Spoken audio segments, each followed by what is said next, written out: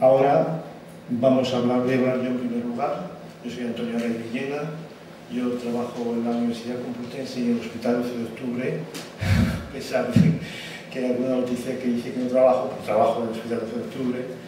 Y entonces, bueno, mi trayectoria es que he estado 10 años en Londres aprendiendo inmunogenética principalmente, he estudiado genética de poblaciones, he estudiado también parte de lingüística. Estamos colaborando con la asociación Euskara en Jatorria y realmente está haciendo un trabajo inmenso por el reconocimiento del euskera y por el estudio en profundidad de todos los problemas que presenta el euskera que realmente no habían sido abordados antes. Entonces, bueno, en primer lugar voy a hablar yo sobre el tema de Iruña Velella en el contexto de las culturas mediterráneas, y él hablará sobre el origen del euskera de una manera muy sencilla y sobre todo relacionándolo con las lenguas caucásicas. Por aquí aparece un tercer conferenciante, por algo que estoy señalando, que es el señor que nos va a ilustrar sobre el ingente trabajo que lleva haciendo muchos años y que va a publicar dentro de poco, de comparación de topónimos entre el euskera que se habla en el norte, por decirlo así, y el euskera que se habla en el sur, teniendo los Pirineos como frontera. Y esto es lo que nos va a hablar finalmente el señor Mendizábal, que no está... Bueno, aquí tenemos una representación de lo que puede ser la lengua madre mediterránea, de lo que María Gimbutas dijo que era la diosa de una religión que se extendía por toda Europa, incluyendo Canarias y parte de Asia, que es lo que se ha estudiado, pero se han encontrado figuras como esta también en zona subsahariana, en Canarias, como digo. Entonces,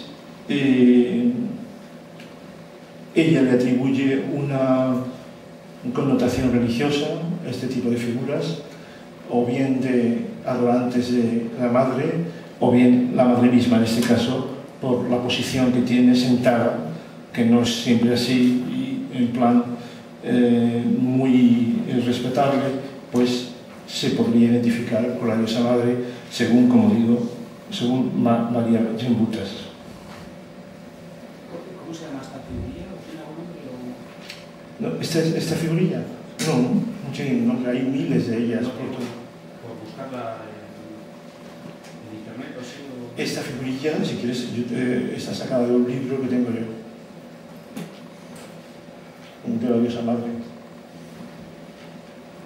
Pero en internet tienes muchas de ellas. Tú pones diosa madre en la barra de Google y te salen muchas diosas de estas. Bueno, en la zona del Tíbet y la zona de Nepal se adora desde tiempo inmemorial también a la diosa Tara, que tiene tanto el lenguaje nepalí como el lenguaje tibetano, es de la familia, según el señor Bengtsson y otros académicos, de la familia caucásica, y se llama Tara, la llaman Tara, podría ser un derivado de Atahara, la entrada a la tierra. En realidad es una diosa de tierra, es una diosa de fertilidad.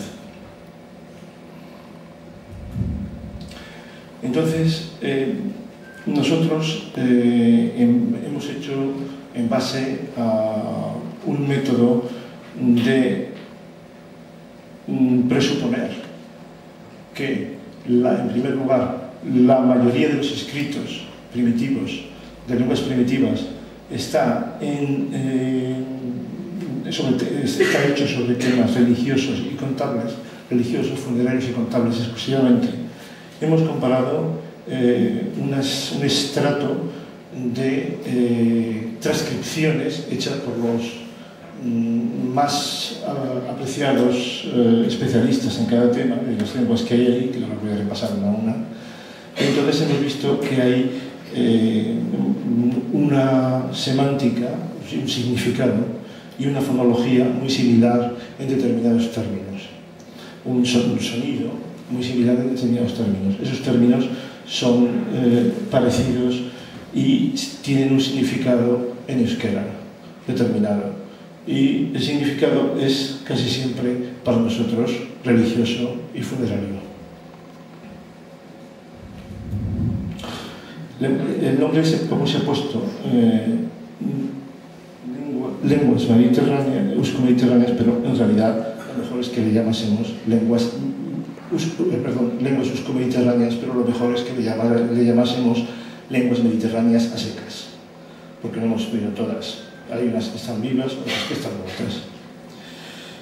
Entonces, este es el mapa de donde en los puntos rojos, donde están las lenguas nadenek caucásicas, que son las lenguas, el grupo de lenguas que han construido el señor profesor Benson y otros autores, y que él hablaba extensamente en su presentación. Entonces, yo quería poner esta diapositiva, que me parece muy interesante, porque fíjense ustedes lo que pone aquí. Pone símbolos de la edad de hierro, de la edad de piedra, o sea, paleolíticos. Estos símbolos están grabados en las paredes de las cavernas, hace más de 30.000 años. Y están grabados igualmente en Mesoamérica, como en Norteamérica, como en Sudamérica, como en Sudáfrica, como en Europa, como en Australia, como en China, como en India. Están por todo el mundo. Entonces, esto sencillamente nos hace plantearnos muchos dogmas y muchos paradigmas que se han tenido pensando hasta ahora sobre la extensión y la extensión del Homo sapiens, el tiempo de extensión del Homo sapiens y las migraciones del Homo sapiens. Si hace 30.000 años había 26 signos, aquí no están los 26, desde luego, pero había 26 signos como máximo que eran comunes a todas estas cuevas, pues obviamente esto lo estaban haciendo unos humanos, llámele como se les llame, y Cromañón, neandertales, lo que sea, pero lo estaban haciendo. Este trabajo ha salido publicado a principios de 2010 y ha salido publicado por un grupo de la Universidad de British Columbia en Vancouver. Y yo pienso que es interesante que intentemos explicarlo. Las nuevas que estoy entrando debe decir que no son posibles, o rechazarlas, esto hay que estudiarlo y hay que explicarlo. El origen del vasco, esto lo saben, yo pienso la mayoría de ustedes. Ustedes han visto, les han dicho que en las rosas emilianenses, en el siglo X, hay unas líneas de castellano mezcladas con euskera. Pero también está un poco antes, en la reja de San Millán, también hay topónimos euskéricos puros y duros, o sea, nombres con artículos al final, con artículos determinados de euskera. Luego, pues, hay un documento escrito por el peregrino a Compostela, Emeric Picau, en el siglo XIII. También en Huesca se tenía que estar hablando euskera, porque hay una prohibición expresa, hay un documento en el siglo XV. Todavía en el siglo XV se hablaba euskera por los Pirineos y por Huesca. Entonces hay topónimos, hidrónimos y apellidos por toda Aquitania, por los Pirineos y por toda la península ibérica sin excepción. Y esto obviamente ha ocurrido antes de fenicios, de que viniesen fenicios, griegos y romanos.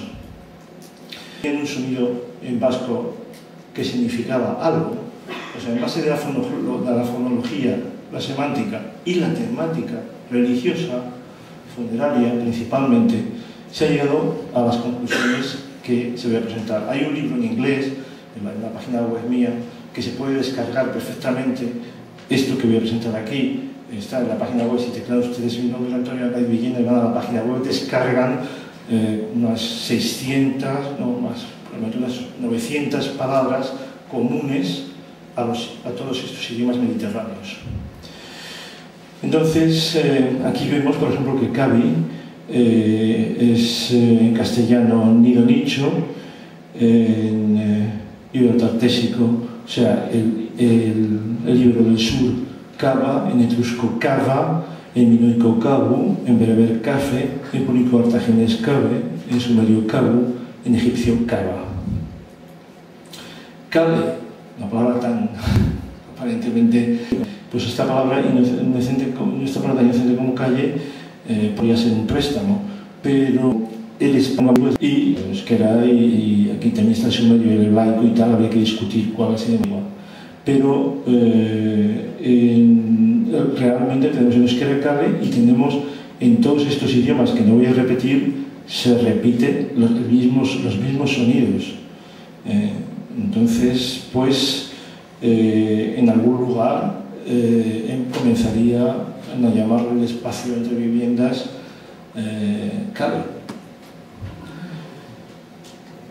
¿Dónde? No en castellano, pues es donde, pero en todos los idiomas estos vemos que significa, oímos el sonido nu para nombrar el mismo concepto, nu, no. Como digo, esto, repito, es mejor para estudiarlo bien, mirarlo en la página web mía, y hay un PDF que está en inglés, pero las tablas están, pues, están así, y todas las tablas las pueden ustedes ver perfectamente sin ningún tipo de... Lo único que puede ser la metodología y las tablas. Prácticamente el artículo es muy escueto en cuanto a texto. Bueno, aquí la Biblia, toda la Biblia ha sido escrita en hebreo, excepto probablemente una parte de ella, una parte... Hay algunas partes que están discutidas, pero aquí tenemos